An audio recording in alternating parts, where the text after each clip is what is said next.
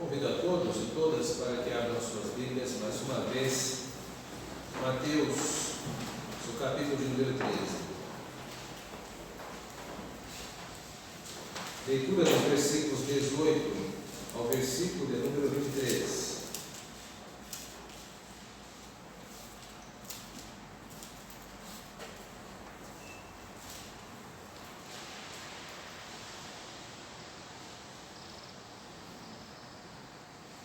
Atendei vós, pois, a parábola do semeador, a todos os que ouvem a palavra do reino e não a compreendem.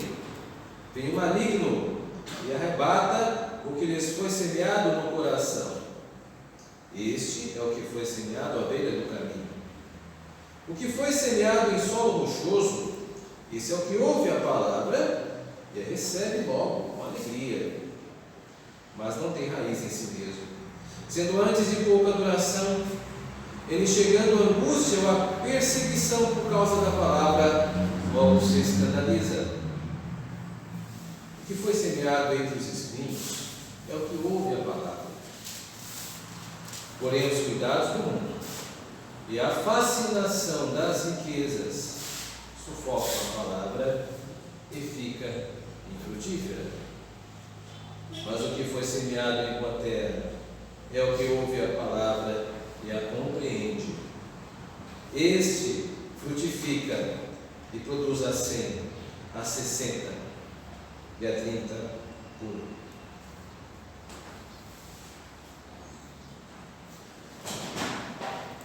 Você compreende a palavra de Deus? Pense bem antes de responder esta pergunta, porque esta é uma daquelas perguntas divisores de água. Conhece esta expressão, divisor de água? A imagem que nos vem é de um grande e caudaloso rio, que ao encontrar um continente, nada pode fazer senão dividir-se em dois grandes braços. Esta imagem cai bem para esta pergunta. Você compreende a palavra de Deus? Mais uma vez, antes de você responder, nós precisamos ter certeza de alguns assuntos que estão expressos nesse texto. E o primeiro assunto é saber o que é a palavra dentro desse texto. A palavra de Deus nesse texto, primeiro, é o anúncio, é a palavra pregada. Perceba que a palavra semente não ocorre no texto, ela ocorre sempre como um semear. É a palavra de Deus, não é a palavra estática, as escrituras que estão sendo ilustradas nesse texto, mas é a palavra que está em ação. O semeador saiu a semear, aquele que, onde foi semeado, etc, etc. Semeou-se assim, etc, etc. Não há uma descrição da semente em si, mas sim do ato de semear, porque no texto a palavra que é a palavra pregada é o anúncio do reino. Por isso, a palavra do reino é a palavra provinda do reino, daquele que requer que se explique dele mesmo. Primeiro, essa definição nos importa. Mas algo também muito peculiar nesse texto, muito peculiar mesmo, porque ocorre apenas nesse texto, é uma outra característica desta palavra, que é a palavra revelada.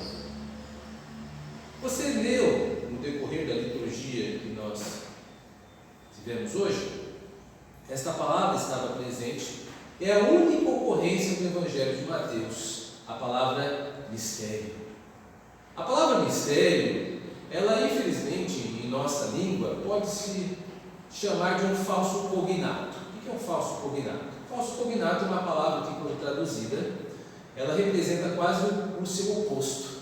Vou dar um exemplo muito comum para quem vai em banco.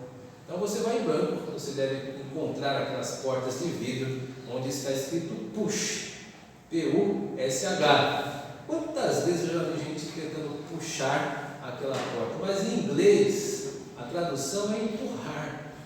É o que ocorre com esta palavra mistério. A palavra mistério aqui não é escondido. A palavra mistério significa revelação. Esta palavra não é algo escondido, é algo revelado. Paulo, por exemplo, faz o mesmo uso desse tipo de terminologia lá na sua primeira epístola aos Coríntios, quando diz que os ministros são despenseiros dos mistérios de Deus, são despenseiros das revelações de Deus. Então a palavra mistério aqui em Mateus, nesta epístola, esse texto significa revelação. A vós é dado conhecer os mistérios de Deus, a vós é dado conhecer a revelação de Deus, as explicações de Deus acerca do seu reino. Portanto, a palavra nesse texto é a palavra pregada e a palavra como meio de explicação, o uso da palavra de revelação. Isso não é dado a todos. Perceba que esta é a tônica do texto. Isso era dado aos discípulos. Jesus Cristo expôs a sua pregação acerca dos terrenos e retiros, mas aqueles que estavam ao seu redor, seus discípulos, e não apenas os 12, mas todos aqueles que seguiam a Cristo, queriam saber mais da revelação, desejavam conhecer mais, saber o que significava. E aí Jesus então passa a revelar a palavra para os seus.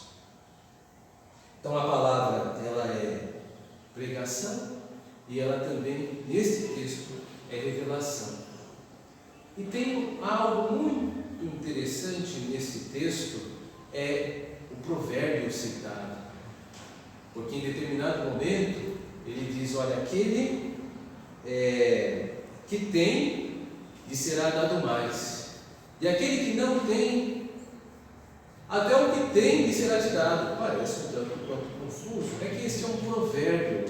Mateus irá recorrer mais uma vez a ele lá na altura do nosso capítulo 27, dentro da parábola dos talentos, onde uma das figuras que recebem 5 talentos faz o que deveria, depois recebe 10, dobra, recebe 10 por seu esforço. O Senhor diz, tire o talento daquele que havia escondido e dê àquele que tem 10, porque aquele que tem, mais lhe será acrescentado. A parábola dos talentos é a parábola que fala dos tesouros e de administração, mas é muito sutil a maneira como se coloca aqui em Mateus esse texto, apontando para algo maravilhoso em relação da palavra de Deus como um tesouro. A palavra de Deus tem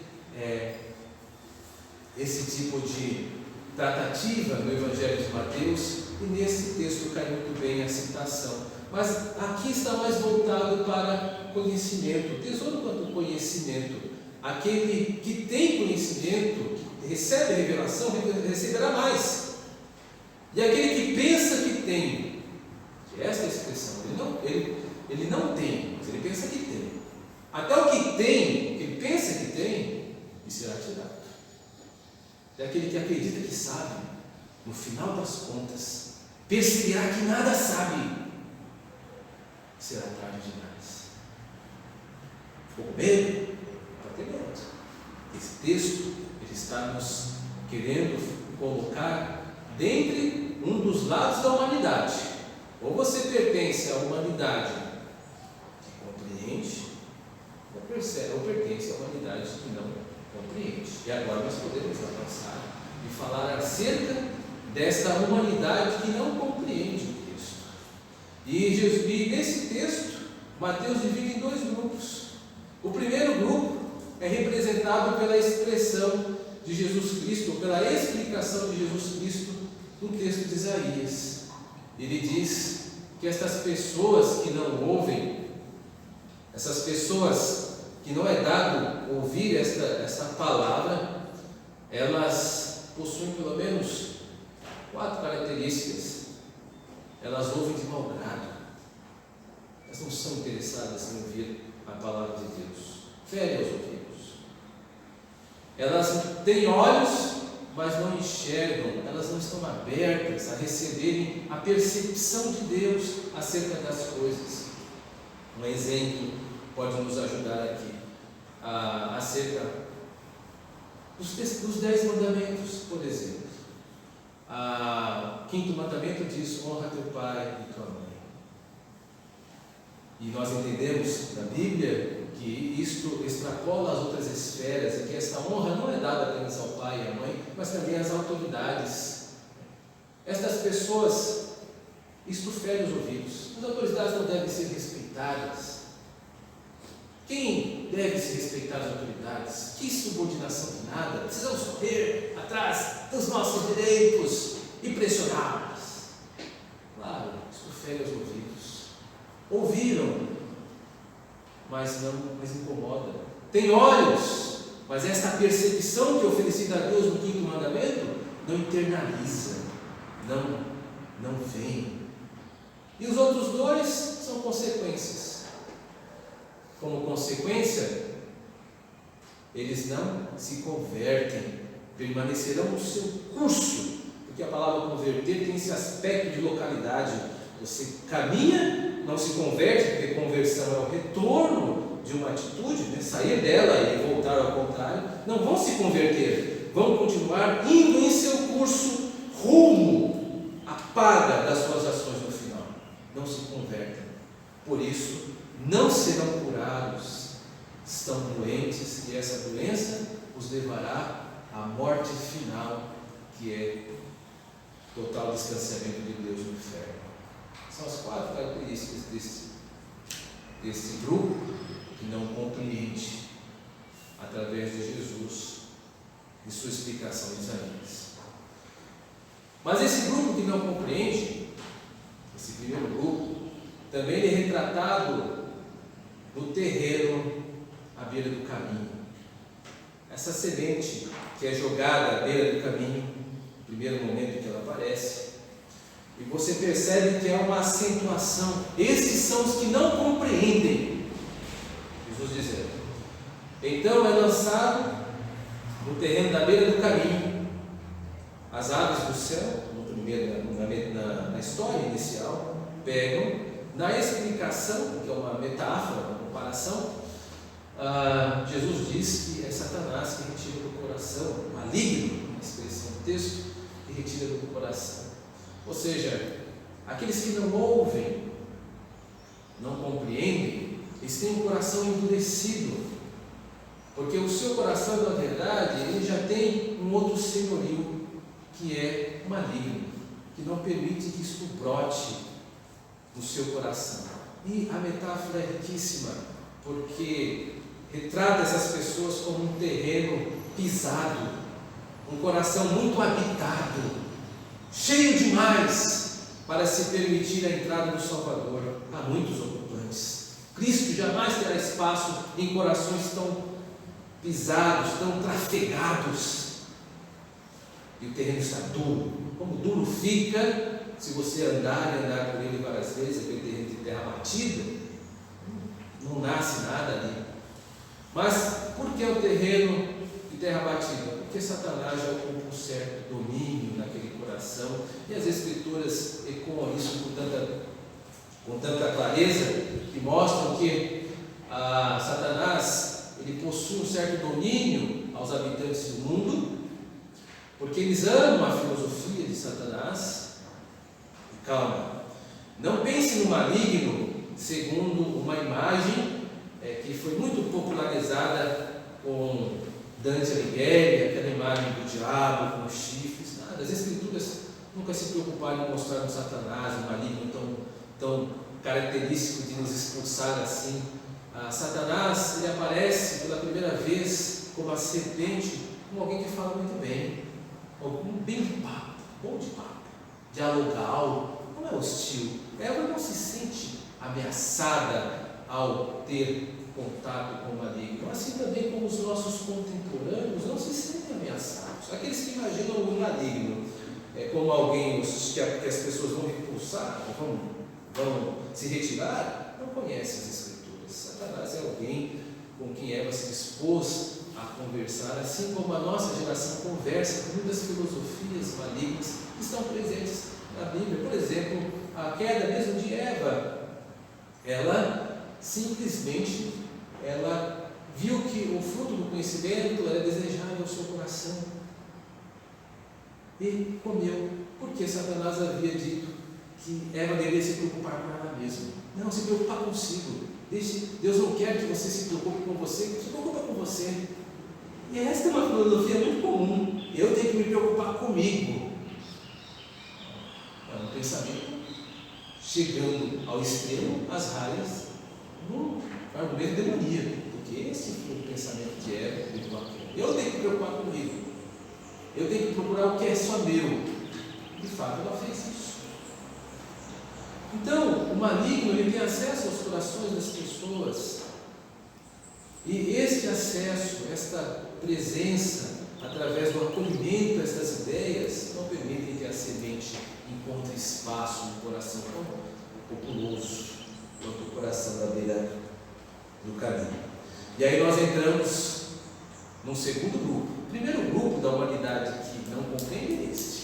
É um grupo descrito por Jesus através do texto de Isaías e descrito por Jesus através desse primeiro terreno. E agora nós entramos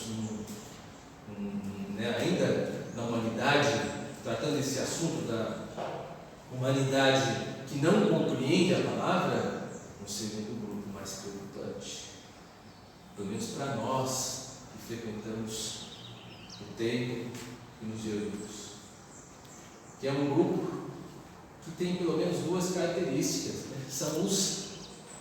Primeiro são os superficiais, são aqueles que a palavra ela entra no coração, a pessoa chega a receber a palavra, ela acolhe, o texto diz que ela recebe até com alegria, os afetos são despertados. Puxa vida, é verdade, Jesus morreu por mim, aquilo provoca muita comoção, uma resposta emocional, que deve causar mesmo. É muito belo essa mensagem, muito bela essa mensagem, deve nos emocionar, mas não só nisso. Mas fica só na emoção, não enraiza. E esta pessoa não desenvolve resiliência, que é a capacidade de suportar dificuldades, no texto colocado como angústias e perseguições. Ela não está disposta a pagar o preço da mensagem e carregar sobre Deus. É superficial. Mas se você conversar, sentar com ela e falar de Jesus, ela vai te ouvir. Ela vai ouvir. Ela não é hostil à mensagem do Evangelho. Talvez esse seja o dado preocupante. Porque aquele que é hostil já identificamos. Mas estes podem estar nos bancos da nossa igreja, nós não sabemos. São aquelas pessoas que falam mais de Jesus, mas não suportam as adversidades desse mundo, o negam e não se enraizam, logo se desviam, e aí recebem um nome que qualquer um pode dar, mas o fato é que apostatam ou permanecem de uma forma terrível. O segundo terreno desse segundo grupo, na nossa parábola do semeador, digo nossa porque já temos ela como um texto muito nosso, mas trata-se do terceiro terreno descrito na parábola, o terreno que enfrenta muita concorrência, tem muita competição nesse terreno, representado pelos espinhos, pelas ervas daninhas que crescem e sufocam a palavra. E o que ocorre? Essa pessoa não amadurece, a palavra não encontra espaço, não se desenvolve. Lucas, ao contar esta parábola, disse que chega até a produzir fruto, mas se o fruto não amadurece, não se desenvolve. Por quê? Porque ela está muito ocupada com as coisas deste século. Ela está com o pensamento voltado para os cuidados deste mundo. Esse mundo interessa. São as coisas deste planeta, desta realidade. Ela está se preocupada com política, com o desvio social, com a dificuldade, com as pessoas que não reagem. Ela só não se preocupa com o céu, com as coisas de Deus, a igreja. Mas essas coisas ocupam muito a sua mente, tem prazer nisso. Ou aquela pessoa que tem um fascínio pela riqueza. E aqui não quer dizer que sejam só os ricos, sou pobre, estou longe disso. Não, o fascínio, o engodo de que a riqueza pode lhe dar o que você almeja. Isso é um fascínio, é uma ilusão. Existem pessoas que vão percorrer a vida toda, até o final da vida, crendo que a riqueza é o seu porto seguro. Nunca chegarão a ficar ricos, mas morrerão presas dentro deste mundo. Essas pessoas, elas não frutificam. Elas têm muita concorrência.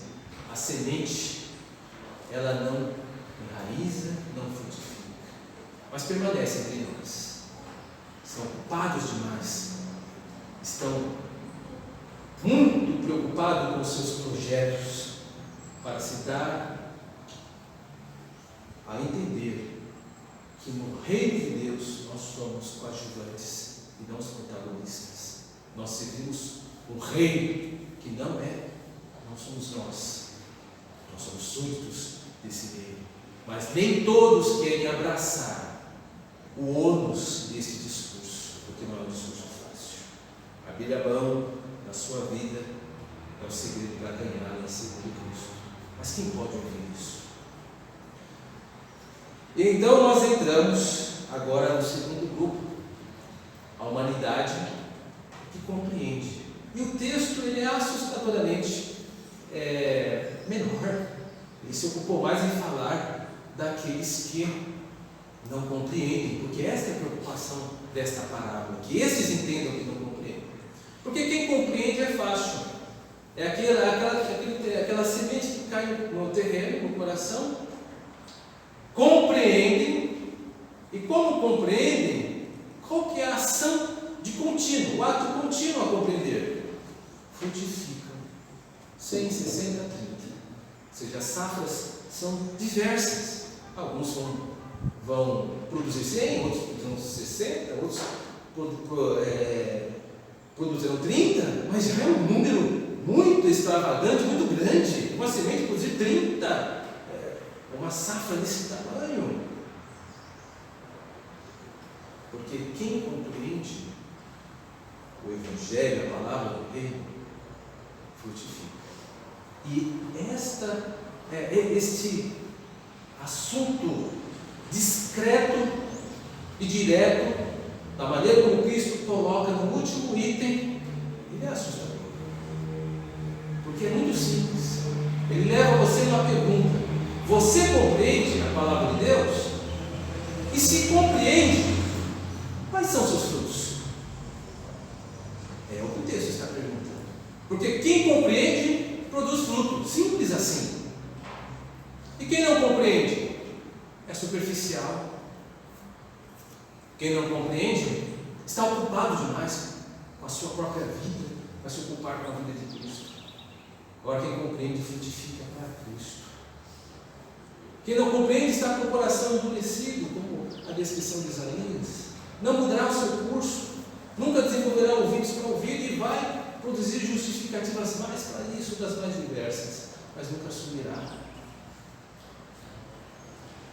Por isso, nós devemos nos perguntar, não apenas se compreendemos, porque nós podemos nos auto-enganar através do nosso discurso. Nós devemos olhar não para aquilo que falamos, mas para as nossas ações. E aí a pergunta volta para nós: quais são nossos frutos? Quais são os frutos? Seremos encontrados entre aqueles que compreendiam e ganharam mais? Ou seremos encontrados naquela humanidade que pensava que tinha, e até o que pensava que tinha no final será tirado? Nós devemos provar que conhecemos a Cristo e a sua bendita palavra, e a compreendemos através dos nossos frutos. Por exemplo, através da dedicação ao reino. O reino de Deus, muito bem representado pela igreja, descrita em Mateus como aquela que possui as chaves dos céus, lá em Mateus no capítulo 16. Qual tem sido a sua ocupação dos seus dons e talentos na igreja que você diz fazer parte? Como têm sido as suas ações? Elas têm produzido? Elas têm ecoado? Têm beneficiado outras pessoas? Ou talvez esteja ocupado demais? Ocupada demais? Estas são perguntas que nós devemos fazer. A nós mesmos. E somente nós temos a resposta. Mas essa pergunta se recusa a calar. Você compreende a palavra de Deus? Se sim, quais são seus frutos?